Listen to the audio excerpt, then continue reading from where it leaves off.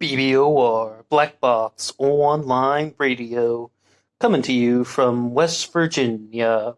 And yes, today we are continuing onward with our discussions about the Unabomber Manifesto. And we're mostly going to be talking about the content that is within his manifesto. And today we're going to be adding in some perspectives on the Unabomber Manifesto written by Ted Kaczynski. Now, one of the things that I wanted to do was I wanted to wait until I had completed reading the manifesto in its entirety before I started watching any of the documentaries, but, well, I just couldn't sit still and let that happen. I was watching one from the FBI files, a little bit of an older film about the Unabomber Manifesto, just one of their episodes, FBI Files. But one of the good things about that is, because it's older, it was more contemporary to the time in which they apprehended Ted Kaczynski, so they really had some they were treating the subject as if it had been a current event, which I thought was somewhat valuable. And yes, this is part 3, but if this is the first one that you've clicked on, you can keep listening, because we're just talking about the Unabomber Manifesto, and this is a very good time if you are just jumping right into it. Because as I was watching this episode on Ted Kaczynski and the Unabomber and the bombs that he mailed to people around the country, I went up and down through the comments section, and I was looking at what a lot of people had to say. And in the first 2 segments that we did, we're mostly talking about the content that Kaczynski had written himself and challenging some of his ideas. So let's just look at some of the comments that were left here on the Unabomber Manifesto. He was right about technology taking away people's liberties, to be honest. And overall, I really noticed in the comments section an enormous amount of positivity was left toward Kaczynski, even though he was committing very destructive crimes. He was definitely involved with a lot of illegal behavior, involved with a lot of criminal activity. I mean, he isn't just someone who is being imprisoned for having a different viewpoint. He was mailing explosive devices around the country to people, and actually, many people were just left with horrible injuries. I noticed that the injury, like the people who were injured from Kaczynski's bombs, were much greater than those that were actually killed by them. So, but there was still a very strong positive reception, which I don't really agree with at all, to be honest. I think that's rather heinous. He was right about technology taking away people's liberties, to be honest. Now, if we're going to talk about the ideas in the manifesto, which we said we would, yes, there really is a certain sense of truth to that. Now, when we want to look at some things like the internet really brought people closer together. The internet allows you to connect with so many more people who are not in your own geographic area. But at the same time, it also creates many new possibilities for invasions of privacy. I mean, when you got people like, who was it, Mark Zuckerberg or someone says put tin foil or put some black tape over your web camera so the government can't see in and listen to things. And you know, when you just say something out loud in a conversation and then you get ads for it on Google seconds later, I mean, they got these microphones picking things up. There really are a lot of invasions of privacy involved with technology. And if you want to go a little bit more macro, on the macro level, because you might think that those things about microphones picking up your sounds, they might be somewhat trivial. If you're going to look at something like the Department of Homeland Security, I mean, Ron Paul openly said, though, it doesn't take that much intelligence to see that something like the Department of Homeland Security is going to lead to more surveillance on the population. And with surveillance on the population, that only can happen if we have an increase in technology. And the very next comment that they had there was, Epstein didn't kill himself. Okay. And now, we have some other things here. He was right about everything. That was another comment that somebody left about the material in the Unabomber Manifesto, and I really hope everyone would listen to parts 1 and 2. I mean, you can go back and listen to those if you haven't heard those yet, because we really talk about a lot of these things point by point. But to say, though, that Ted Kaczynski was right about everything, you know, what we can say about Kaczynski is he had a standpoint. And to say that technology infringes upon people's civil liberties, to say that technology makes life a little bit more difficult, to say that technology takes away a little bit of individual freedom, that is a standpoint that can be argued.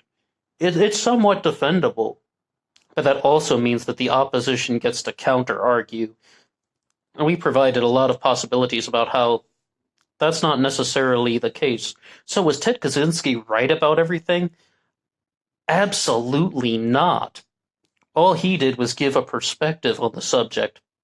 All he did was give his stance on many of the issues. But one of the things with his stance on many of the issues is they need to be challenged. And this is one of the things that I called him out for. Yes, he had his vision. Yes, he had his viewpoint. Yes, he was somewhat conspiratorial. But at the same time, using the destructive actions that he did to get his message noticed, it really hurt his message, to be honest. Was he right when he was trying to blow people up and kill people with the use of explosives? No, absolutely not. I mean, it's just like, but even if you want to talk about his views on technology, the biggest counter argument that we provided to this, and it's not my own argument, it comes from the people who are against this type of thinking, who are against the people who are anti-technology, anti-industrial age, is that through the expansion of technology, more people get pulled into the middle class, more people get pulled out of poverty. Yes, there are some things that we have to always be aware of, like the invasions of privacy and violations of civil liberties. No one wants their civil liberties violated. And by no one, I mean the people, the common individual, the person who's actually going to be listening to something like this. You at home, you in the car, you're not going to be wanting to have your civil liberties violated. Absolutely not. But when we look at how this is being played out, the expansions of technology and the industrial framework of a society can push civilization forward because it pulls people out of poverty. It gives people more access to resources, more access to opportunities, and that allows them to have a certain sense of personal economic growth. We're not even like looking at things in the national context, a personal sense of economic growth. Their economic and financial situation can change because of, well, the advancements in technology, because of the industrial revolution, because of the factory. I mean, that can create new opportunities for people. And Ted Kaczynski openly condemned the concept of the factory. But so much you have to really see, though, is, and this is one of the reasons why I didn't want to look at documentaries before I completed the Unabomber Manifesto. And right now we're about 2/3 completed. Hopefully there's going to be at least one more segment. I mean, hopefully it'll be just one more segment, maybe two or three, though, the way things go, when we can just kind of look at the content of his material before we start looking at Ted Kaczynski as a person. Because so much of what you see is, this is a guy that felt rejected from society and that he wanted the world to kind of conform to his personality. He wanted the world to conform to his social requirements. He felt rejected from society. He wasn't very sociable. He wasn't very outgoing. He was a very awkward individual. He was a brilliant mathematician, more or less, but mathematics professor for a short term. But at the same time, he really didn't have the social skills to live up to that. So what he did was he ended up living, off the grid, Lincoln, Montana, in a little cabin, and then he was working on this manifesto on a typewriter. No running water, from what I recall. So the thing is, he wanted the world to conform to his personality. And I mean, I really wish we could just kind of talk about the ideas a little bit more. So we're going to kind of get away from Ted Kaczynski as a person and look at some other things. And a very nice comment is the next one that we're going to read off. If he was that clever, he would have found a different, nonviolent way of going about exacting the change he desired.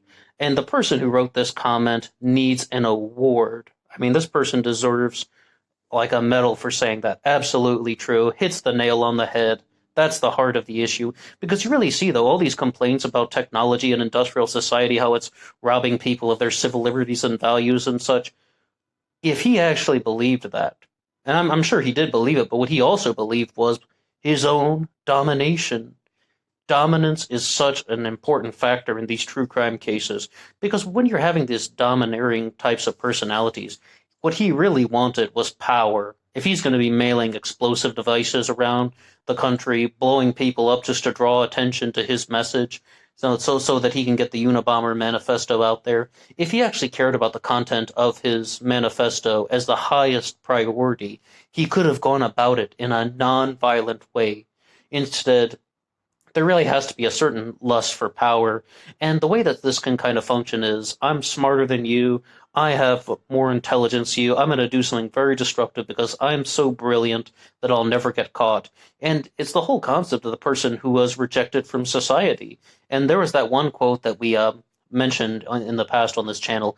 I don't even know who said it. Somebody just posted it in the comments section on another true crime documentary. But they said, the child who does not feel love we'll burn the city down to feel its warmth. And with Ted Kaczynski, absolutely you can see stuff like that. I mean, you got some guy living in this little cabin in Lincoln, Montana, off the grid and such, but then he's mailing bombs around the country, becoming the Unabomber. So, absolutely, that would be Ted Kaczynski in a nutshell.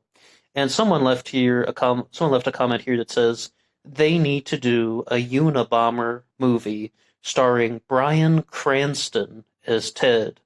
And I'm like, absolutely, I love it. When I read that comment, I was just like, I want that right now. I want to see a preview for that movie right now. Bryan Cranston playing Ted Kaczynski, especially when you look at the last couple episodes of Breaking Bad, and he's living off in the cabin, Granite State, and such. Absolutely, I would love to see Bryan Cranston playing Ted Kaczynski, and maybe they can do some sort of new film about the Unabomber coming out in the future. Okay, here's another one that says, I read his manifesto. He was right about everything. Like I said, I've been reading the manifesto. I'm about 2/3 done, and we are going to complete the manifesto here on this channel. But the big thing that we got to say about that is he really was taking a very strong stance against technology. But at the same time, it's only looking at half of the equation. And I'm using that very specifically, that metaphor very specifically because he was a math guy. You could say he's only looking at one side of the issue, one side of the coin, and he's really ignoring a lot of things. Mostly, but I believe now, after going through just a little bit of documentary footage, because it wasn't suitable to his personality and his social desires. So you got this guy who's kind of trying to force his message onto society because it's what he wanted, because it's what his personality would benefit from. I'm just saying that. I mean, I don't even know that 100%. That's just kind of my first instinct about some of the subject and some of the things in this subject, rather. And we're going to be going through a little bit more of Ted Kaczynski in the future. And I want to learn more about not only the contents of his manifesto, but to learn more about some of the things that he has been saying just on anything. Let's learn everything. Why not? How do you not mention Operation Midnight Climax? Gentile documentary. Well, Operation Midnight Climax, I'm not familiar with that one. That's the next comment that came in. I'm going to definitely be learning more about that. And there were a lot of comments that were coming in, like this next one here. He was an MK Ultra subject when he was in college. It's public knowledge about him. Now, one of the things I would like to say about that is a lot of people were talking about MK Ultra in the comments section. And of course, we've heard of MK Ultra, mind control, all that, these mind control experiments that were going on. And Project Monarch can be mentioned in a lot of these other discussions too. I've never heard of Operation Midnight Climax though, so I mean, I'm going to investigate that one. Maybe we can do an upload on that in the future.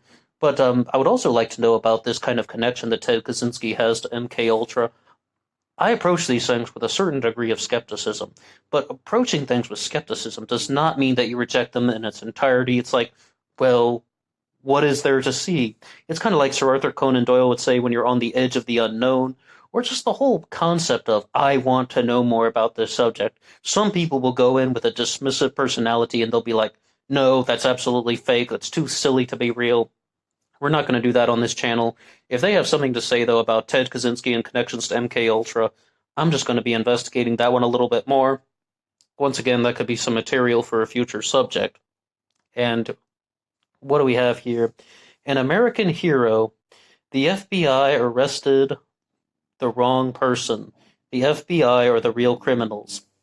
The FBI is not a perfect organization. And we've talked before on this channel about how the FBI can suppress information or how they can disregard things to save face, how they can do borderline illegal activities, horribly unethical activities for their own benefit, and they can allow disasters to happen. But I really don't get why people are saying all these positive things about Ted Kaczynski. He was a murderer. He killed people with explosive devices. I mean, just because you like some of the things in his manifesto, just because he had some ideas you agree with, that doesn't make him any less of a criminal. And he was a very, very heinous and despicable criminal all the same. Next comment is, what a strange world. Yes, that's all I can really say, though. I mean, yes, I agree with you completely. It's a very strange world, and to somebody like Ted Kaczynski, he must have just viewed the world as just an absolutely useless entity that was just destroying itself, like that whole concept of how human beings are a virus, Agent Smith and the Matrix and all that. I mean, so I would gather anyway. Once again, I'm not a mind reader or anything. I didn't go through MK Ultra, so I don't have those abilities. But that was more about mind control rather than telepathy and such. But yet the whole point is, I don't necessarily know everything Ted Kaczynski was feeling. I can learn about him from documentaries. You can learn about him from the media and the manifesto. We can learn so much about a person, and we can see them in the media. But that doesn't mean we know everything that's going on in their heart and in their mind. And that's one of the things that we really want to be aware of. But what I can say is, it does seem like he made the world a little bit stranger. Let's say that much. He made the world a little bit stranger. The next comment: Ted only hated lefties. Well, during the first segment, we talked a lot about the criticisms of the liberal and conservative dynamic that Ted Kaczynski talked about in his manifesto. And the stuff that I was mentioning really seemed like there was a very deep and powerful scorn toward the left. That comment isn't completely baseless. It almost seems like there was a harsher stance on the leftists, talking about how he viewed leftists as people who were of low self-esteem, who had lots of guilt, who just were very much based on very negative emotions and very depressive. Whereas the stuff that we talked about in part one was more about calling the conservatives hypocrites and saying that they were going against their own values by advocating for technological advancement and such. I mean, he was very critical of conservatives and right wingers and everybody on the right wing of the political spectrum. Let's be very clear about that. But yes, there was a large animosity toward people on the left wing of the political spectrum. And, well, I mean, that progress and change and advancement and momentum, all of those things were typically associated with the left, and that's what he was really talking about being against. Now, though, they've added in a few more elements, such as this ecological preservation is really tied to the left now. I don't really know what Kaczynski would have made of all that. And in all seriousness, I think that there are perhaps other ways we can view the subject, and people that you can trust a little bit more seriously than Ted Kaczynski on the political dynamics about, what leftists believe and such. I mean, if you want to know what the left and the right actually believe, let's talk to them and just kind of leave Kaczynski out of the equation.